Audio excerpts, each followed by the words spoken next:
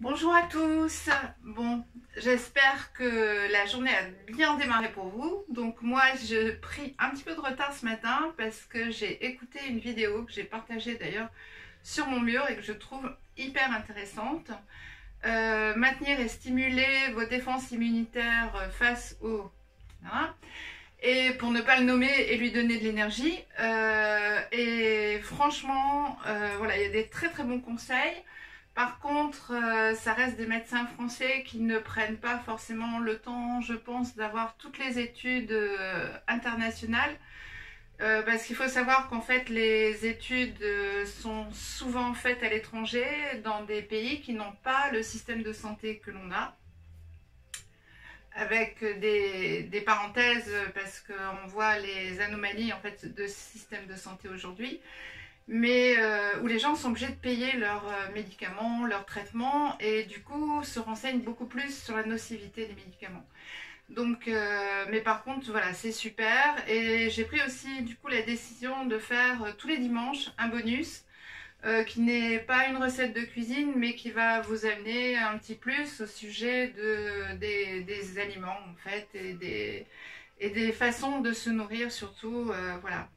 Parce que toutes les publicités en fait regorgent de choses qu'il ne faudrait surtout pas manger. En fait, quand je vois les catalogues dans les boîtes aux lettres ou les choses comme ça, si je prends le catalogue, je prends un crayon et je barre en fait tout ce qui ne faut pas manger, bah en fait je barre tout le catalogue. Voilà, donc c'est dramatique. Donc aujourd'hui, on va faire une tarte au chocolat. Une tarte crue, c'est important parce que en fait tout ce qui est cru est vivant, ne comporte pas de produits industriels et voilà, donc du coup ont vraiment plein de bénéfices pour la santé. Donc on va reprendre les mêmes ingrédients qu'hier, à peu près. Donc on va prendre un petit peu de noix d'Amazonie. Donc en fait je vous avais parlé des graines de sarrasin que je fais germer et déshydrater. J'en ai plein où j'ai ma société. Malheureusement, j'ai pas eu le temps d'y aller. Donc en fait, ce que je vais faire pour pallier à ça, je vous ferai une petite vidéo en fait sur la façon de faire ça, qui est vraiment une base importante de la pâtisserie crue parce qu'elle va donner ce croquant qui va bizarrement nous donner l'impression que c'est cuit. Donc c'est assez rigolo. Donc pour pallier à ça, je vais mettre quelques noix d'Amazonie entières. Qui vont garder justement ce petit croquant par rapport à la poudre qu'on va mettre. Donc un petit peu de poudre d'amande aussi. Donc moi depuis le temps que je fais les pâtisseries crues, en fait j'ai appris à ne plus peser. Parce qu'en fait je le fais à l'instinct. Si j'ai envie que ça ait le goût de noix de coco, bah, je mets un peu plus de noix de coco.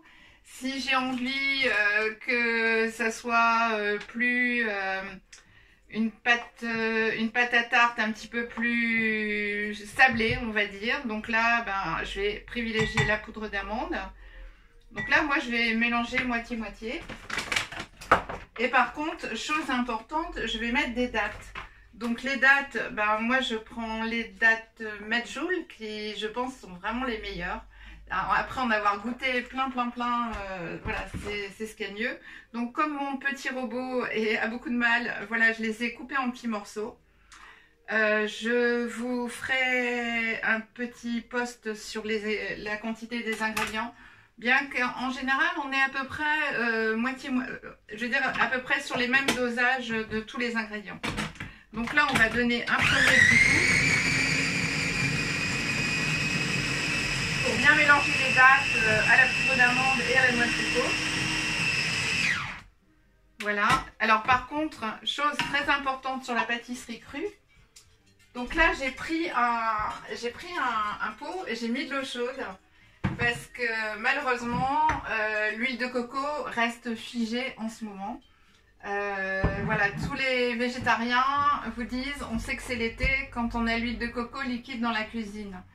Voilà, donc là je l'ai fait fondre et donc là je vais essayer d'en mettre que la moitié, voilà,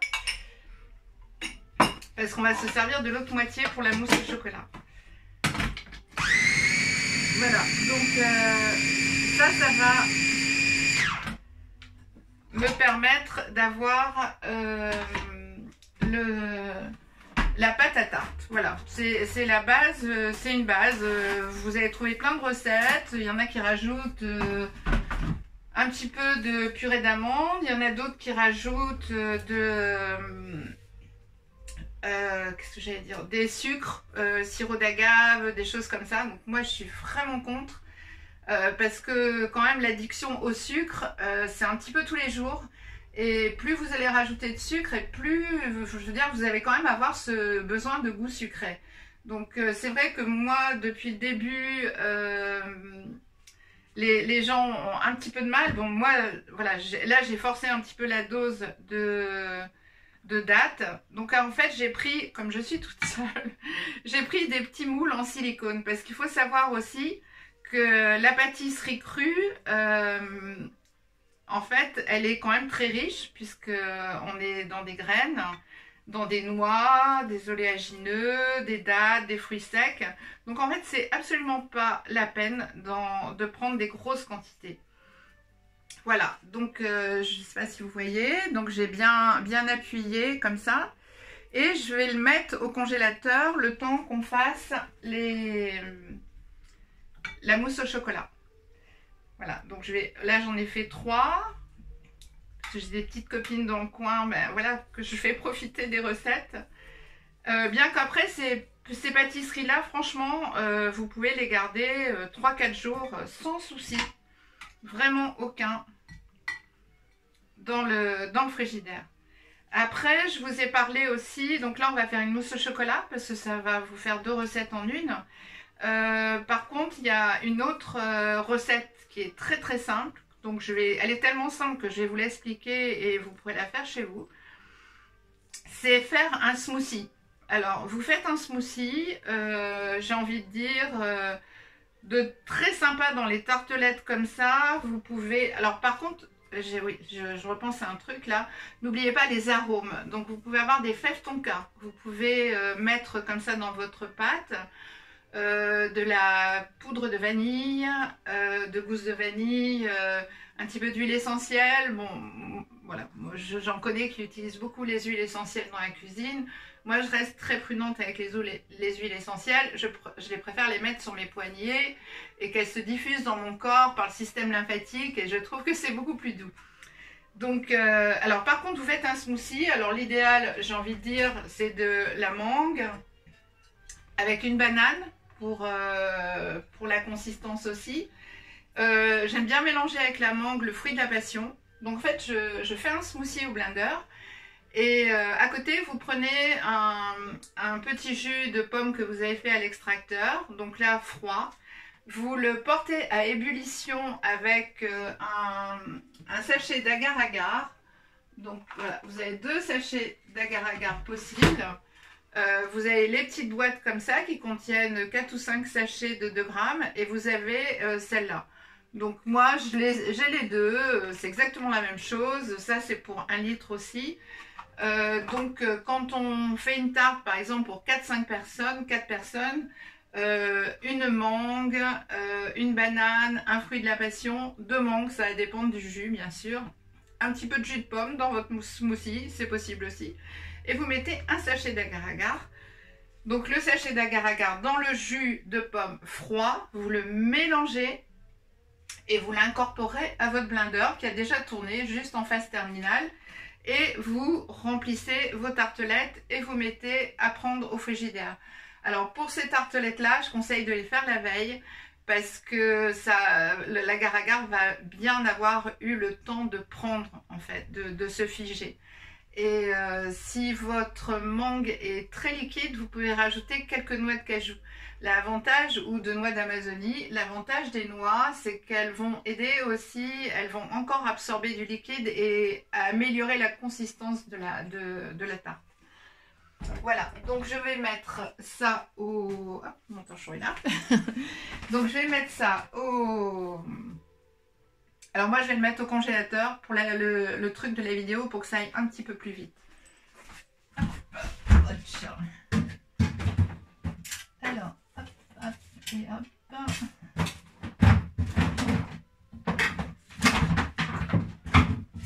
Alors, je reviens vers vous. Donc, bah voilà, je vais mettre ça dans un petit Tupperware parce qu'il m'en reste. Pareil, hein, la pâte à tarte comme ça, vous pouvez vraiment la conserver sans problème. Presque une semaine, j'ai envie de dire. Hein. Donc, voilà, ça reste...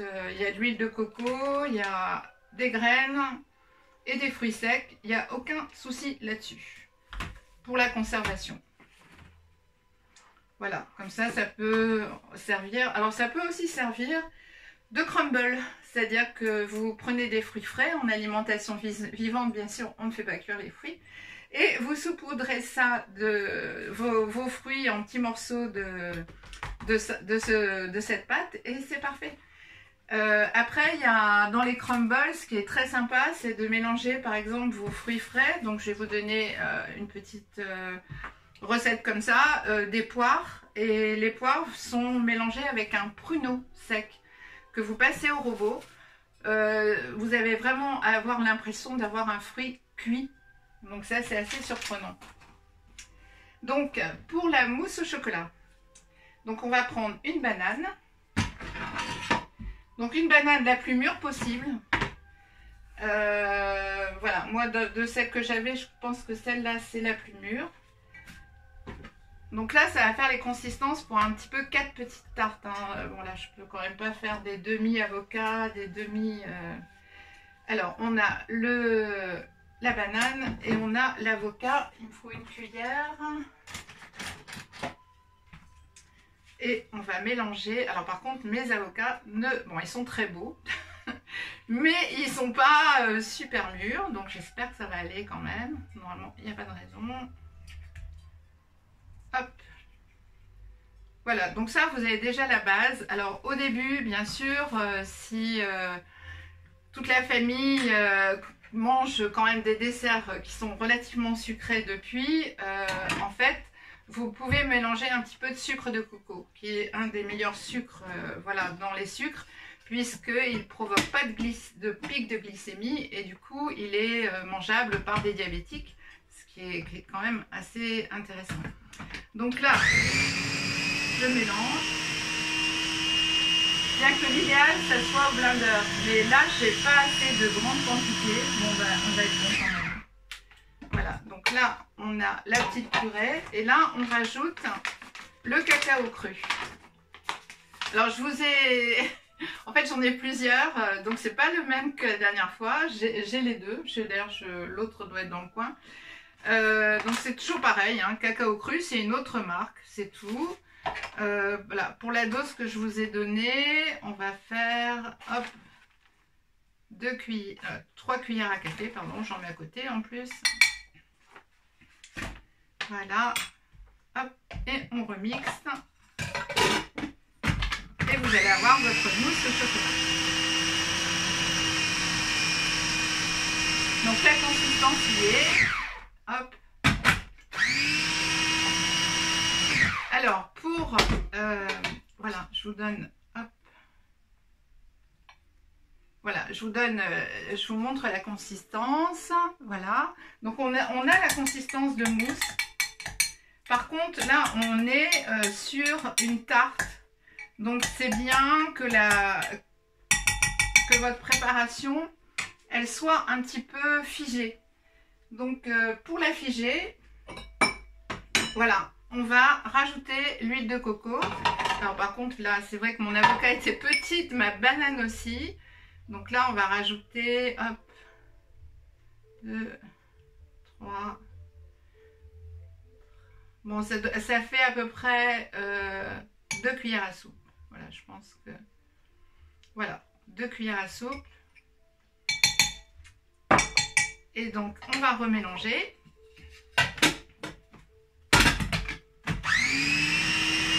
Et vous allez voir que votre banane va sucrer, la chair de l'avocat, la banane va prendre le dessus, donc on va absolument pas sentir qu'il y a de l'avocat.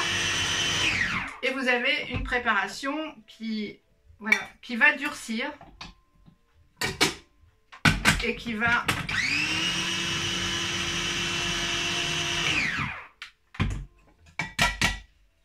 durcir et qui sera délicieuse dans la tarte.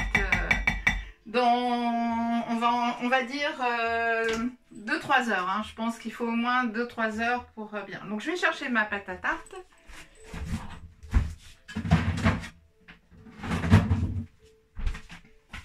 Alors, voilà, l'avantage au congélateur, c'est que ça a déjà pris. Voilà, donc ma petite tartelette, elle est prête. Et je vais la remplir de cette très belle mousse au chocolat. Voilà, donc écoutez, il n'y a plus qu'à déguster. On peut rajouter un tout petit peu de noix de coco comme ça, pour que ça soit beaucoup plus joli. Et là, vous avez, franchement, au niveau de la dose, ça c'est des petits moules en silicone, mais c'est vraiment l'idéal. Donc ça, je vais le mettre au frigidaire et dans 1 heure ou 2, c'est parfait. Même 1 heure, j'ai envie de dire, hein, parce que j'ai quand même pas mis beaucoup d'huile de coco. Voilà, bah écoutez, je vous souhaite une bonne dégustation. J'attends de savoir, j'ai téléphoné à mon magasin bio favori pour savoir comment je pouvais trouver des shiitake en ce moment. Et parce que les shiitake renforcent le système immunitaire, elles sont très intéressantes aussi, nutritionnellement parlant. Et comme ça, je vous ferai une petite soupe de champignons demain, ultra rapide, ultra simple, et que vous pouvez faire à la minute, même devant vos invités, et la déguster tout de suite. C'est de l'alimentation crue, mais ça va être un petit peu chaud. Je vous expliquerai pourquoi, comment, à quelle température. Et voilà, donc si je les trouve pas frais, ce que je ne sais pas du tout en fait, j'ai pas pu les avoir tout à l'heure, puisqu'on est lundi, je vais essayer de les trouver séchés. Dans ces cas-là, je les déshydraterai, je les réhydraterai, pardon, et je mettrai un tout petit peu de champignons de Paris pour rajouter en frais.